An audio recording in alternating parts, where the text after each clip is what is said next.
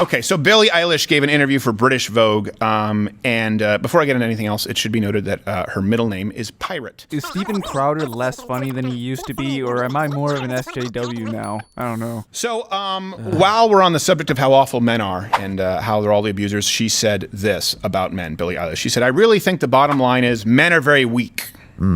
Yikes. Now, we could use a bit of context here. Maybe this was a casual sort of interview where you could get away with things like saying, fucking white people, am I right? Always stealing elements of other people's culture and then making it boring.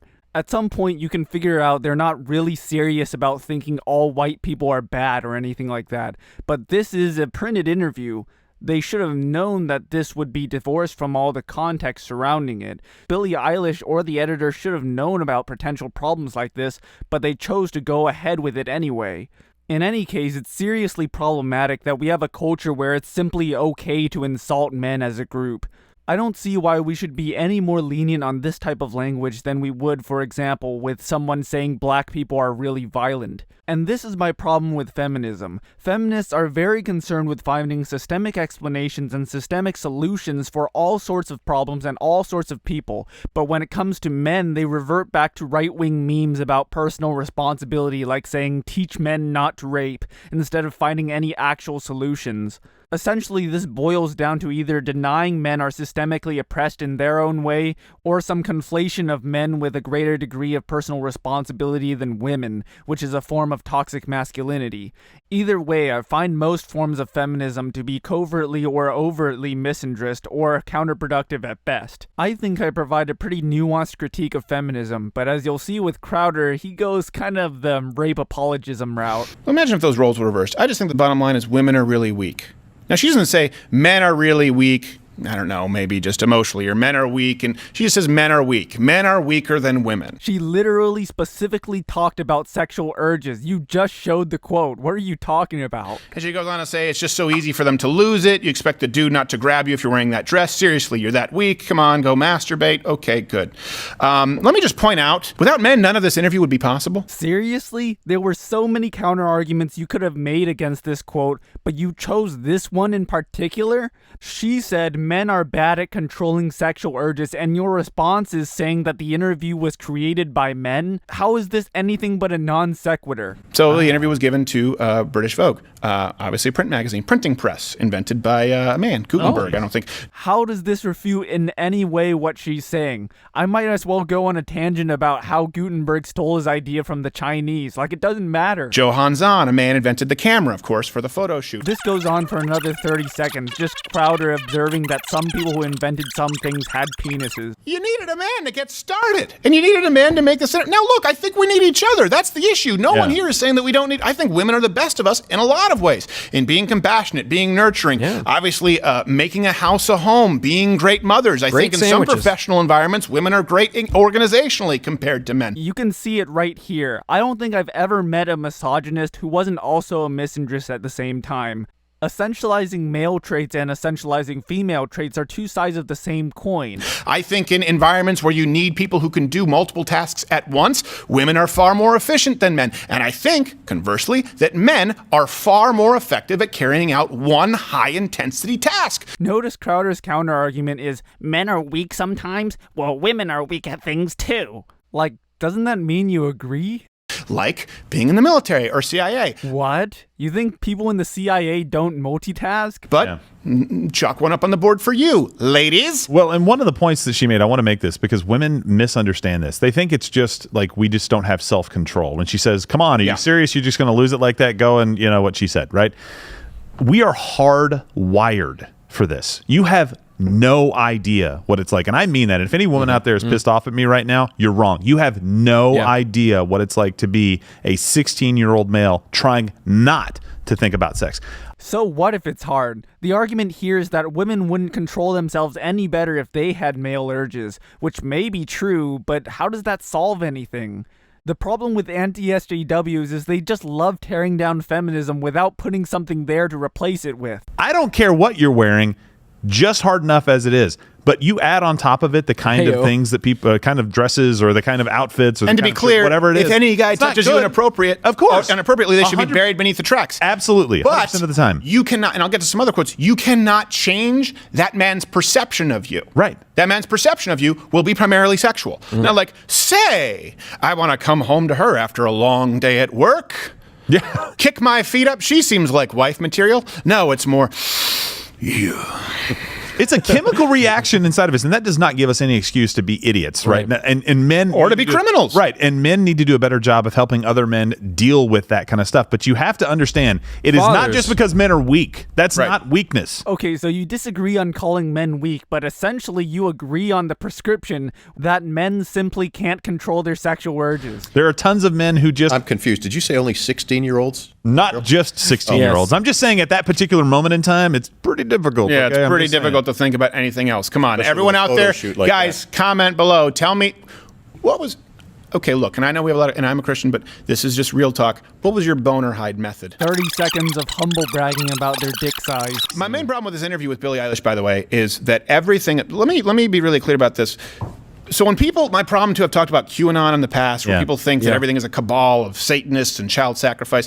Satanism is actually far more common than people realize, in that most Satanists, if you look at LaVeyan Satanism, they just don't actually believe in God. They reject the archetype of God. And what does that mean? They reject the tenets of the faith, meaning you should espouse the needs of others first. You should love your enemy. Steven Crowder, the base socialist comrade. Right? That you should be held accountable to God, and that you shouldn't simply look inward. So LaVeyan Satanists actually just say the opposite. They say that you should make yourself the God of your own universe. That's what actual Satanism is. It's not blood sacrifice. It's simply saying, hey, there is no God, therefore I'm God. This is a huge straw man. The point of saying I'm God isn't literally to say that the self is all important. It's to say that you don't need to submit to an all-important authority figure like God. It's to say that you as a human are intrinsically important, not just because some God said so. And I think this interview is strikingly reminiscent of LaVeyan Satanism. That's right, I said Satanism. So... Let me read you a quote directly from the Church of Satan. Since the Satanists understand that all gods are fiction, instead of bending the knee in worship to or seeking friendship or unity with such mythical entities, he places himself at the center of his own subjective universe as his own highest value. Let's compare this with the Billie Eilish quotes from the article. By the way, a role model for kids. Yeah. Of course. I miss the days when Charles Barkley was a role model, and the worst he did was punch out a fan. He's a good guy. That fan deserves it. Or was that Patrick Ewing? I think both of them did it. They probably did. Billie Eilish said, if you're about body positivity, why would you wear a corset, talking about her thing? Yeah. Why wouldn't you show your actual body? She raises her eyebrows. My thing is I can do whatever I want. Confidence is her only gospel, she says. Yet that intent has been spun into a lot of weird miscommunication. She clears it up. It's all about what makes you feel good. If you want to get surgery, go get surgery. If you want to wear a dress that somebody thinks you look too big wearing, f*** it. If you feel good, you look good. You look good. Nope. No. Do you know how I know that's true? Because you're not wearing a corset and push-up bra when you're at home binge watching Game of Thrones. That's what you think. There's plenty of girls who dress up for themselves. You're in your sweatpants. You are putting that on to look good for someone else. Sorry, that's why women wear rouge, to simulate the flushing during a sexual encounter. These are biological facts. These are things that make people attractive to the opposite sex. Then she went on to say, suddenly you're a hypocrite if you want to show your skin, and you're easy, and you're a slut, and you're a whore. If I am, then I'm proud. Well, wonderful. Me and all the girls and hoes and it, let's turn it around and be empowered in that. Showing your body and showing your skin or not should not take any respect away from you. Okay, here's the thing. It does, though. But it shouldn't. It does. Yeah. Shouldn't take any respect. Doesn't matter. Guess what? If a young boy sees it, and here's the thing, you can still be plenty attractive. I will tell you this. As a young, let's just use as an example, we were all sort of young Christians here, right? Yeah. And so we would see attractive girls, for example, at church, youth group, or at school. Yeah. You would see an attractive girl, and then you would see an attractive girl dressed like a prostitute. Now, they're both the same level of attractive. However, you think of one primarily and only sexually, and you think of another one as one you respect and one who you'd be interested in courting. That's a fact. Oh no, man, you're just a misogynist, and you're kind of proving Billie Eilish's point about men being weak, right? You can say you wish that it didn't cause men to lose respect for you. It does. And again, why the fuck would Billie Eilish care what you as a man think about what she wears? Again, you're not really disagreeing here. One of you is saying men bad, and the other is saying, and there's nothing you can do about it. Now, I don't want to make a false equivalency here. Crowder thinks it's natural or even okay to objectify women based on what they wear, and that women should dress more conservatively to protect men from their emotions. Very snowflakey stuff. Eilish thinks we should do whatever we want and just bash men for having an opinion about it. When it's time to draw the battle lines between feminism and conservatism, I'll always side with freedom. But the solution is not to just blame the other gender for all social problems. I love these pictures and I love doing this shoot. Do whatever, do what you want, do whatever you want, whenever you want. Everything else. I don't know. How about responsibilities? How about love, empathy, compassion, moral virtue, responsibility, discipline? Not everything that's not a Dita Von Teese branded corset push-up bra. There are other things in life that I think you'll find are more important at some point. How retarded do you have to be to think she literally meant that you should just do whatever the fuck you want all of the time? She's just talking about self-confidence here, and you're just butting in saying, hey, there are children starving in Africa. You're bad and you should feel bad. But again, this is the thing people will say, okay, boomer, even though millennial. It's like, no, hold on a second. There used to be a time when we realized that when people got older, they were somewhat wiser. Turns out that's not how it actually works. Your brain is pretty much set at age 25, and you spend the rest of your life losing brain cells and falling behind social progress. Yes. And other things matter other than, your tits on the cover of Vogue. It's an insane thing. Young women were expected to know and do everything and be everyone's mom when we're like 15. Fuck that. Try taking on a man's responsibility. Being a man is all about working harder and dying younger so that your wife can spend all your money. Really? What? What are you talking about? What are you talking about? Your brother... Blah, blah, this non-argument again. A lot of women are saying, I can't find... A lot of our life advice, I can't find men. Well, look, the reason for that is because at some point, women as a whole are going to have to start standing up for what actually matters to them. You can't let the women in the media dominate this message with putting trans in sports. What? What does this have anything to do with what matters for women? And dressing like strippers and saying that men should respect them. And look, at some point, you're going to have to say, you know what? There needs to be a civil war within women. So Steven Crowder is telling women what they should value, and demanding respect from men isn't one of them. Meaning, some people are going to lose some weaves. There are going to be some tops are going to fly off. Upload it. Are you ever gonna finish that thread about not finding men? Oh, you have to be a mom at age 15. And this comes from this myth you see from feminists where they say, we're expected to take care of everything. First off, that's not true. Second, it's, we never had a choice. You hear this a lot now. Feminism is about a choice. I agree with that. But we never had a choice, a lot of women will tell you, third wave feminists. Back then, you had to be a stay-at-home mom. No, that's not true. That's not true. You were encouraged to be a mom. By only being given training relating to traditional femininity, that seems pretty forceful to me. And you were taught how to be a good mom and a good wife, just like men were taught how to be a good husband, because these were important roles in society. However, women back then, there were still plenty of women who were working in sciences, women who were nurses, women who were teachers. There weren't many women who were CEOs. How stupid do you have to be a conservative where you actually think just because there's no one technically stopping you from doing something, that there aren't significant systemic roadblocks along the way? Now, some of that is nature, some of that is nurture, because women typically wanted to have children. And you notice this when most women have children and they start families, they don't often want to go back into the workplace because they find it more fulfilling. Turns out a majority of men also want to spend less time at work and more with their family, even if it means taking a pay cut. Of course, this is impossible since we live in a capitalist system where all the billionaires take advantage of the workers. But Steven Crowder doesn't care what men or women want. He wants people to have all the choice in the world as long as they choose what he wants them to choose. They find their life more satisfying. They find it more filled with purpose. But this is something they say, well, we never had a choice, right? You're expected to be a mom. No, let me give you some perspective here. You're a young girl, particularly any young girl after, let's say, the 1950s. When your parents sat you down, you learned, okay, you were growing up, you were maybe going into junior high, maybe you were going into high school. The point is, maybe you were approaching that 15, 16-year-old mark that Billie Eilish was talking about. Did your parents say, hey, by the way, you have to be a stay-at-home mom, you have no choice? Or did your parents say, hey, look, When you grow up, you can be anything you want to be. You can be a career woman. You can, if you're playing, I don't know, some sport, volleyball, you can, assuming that no men come into the sport at this point, you can play sports when you grow up.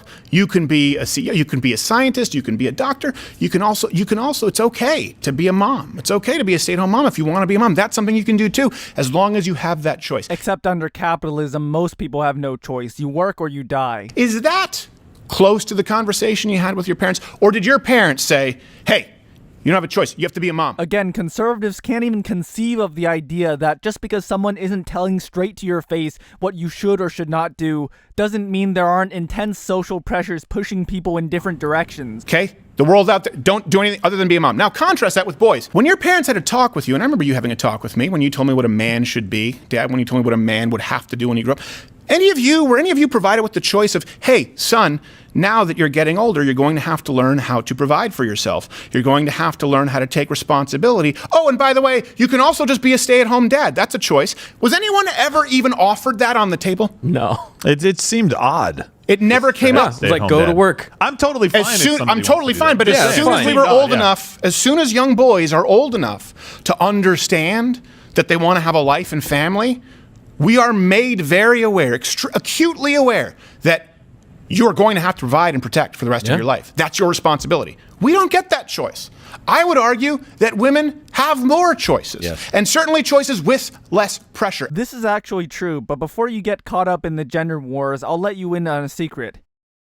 Both bad. And you know what? We want that for you. He's lying about everything. He pretty clearly demonstrated that he thinks the media is just forcing and brainwashing women to go down paths he finds unnatural. He wants women to dress how men want them to dress. He doesn't want men to be able to choose lifestyles traditionally associated with femininity. Remember, Steven Crowder thinks trans women are actually men, which means he wants men to act in ways that are traditionally masculine. Transphobia is really just a rebranded form of misandry. I want that from. I want women to have that choice. Right. We wear that proudly. It's not something that we disdain. You're just showing like there is a difference when you're growing up on the expectations. What kind of conversation did your parents have with you? And if they didn't have that conversation, shame on your parents. You guys should all be having that conversation with your children. And I don't have a problem with it. I do think that young men should be taught to be protectors and providers and to make sure that we take care of the women for whom we are responsible in our lives. Yep, so Steven Crowder likes the patriarchy and he wants to force more responsibility onto men, which is why I again say most misogynists are also misandrists at the same time. And I want that conversation to take place with women, and I want them to have choice. But I want them to appreciate it and not browbeat men every chance they get. Oh, no. Is this about to be one of those black people should feel grateful for what white people did for them moments? Because women, I'm telling you, just like the Black Lives Matter backlash, and just like people now are seeing race more and more, and you're seeing more racism, you are going to see more misogyny and more sexism if you keep vilifying. It's just not going to be a good thing for you. Yep, it's this argument again. The idea that if you call out racism, you're just going to foment more hatred and then create more racism as a result. No, the racism was already here. We're just calling it out, and you don't like it when we do that. Now, I agree with you that we shouldn't be vilifying men, but for a very different reason. Men are currently undergoing extreme social ostracization, which is why there are so many mass shootings partly, and partly why there are so many rapes on campuses and in society in general. I think if we focused on men's issues and included them more in social spaces and our intersectional analysis, we'd be able to help them more and address some of their needs so they're less likely to disrespect women. Crowder's solution is to just pretend there's no problem at all and keep on going as it is. I'm and I approve this message.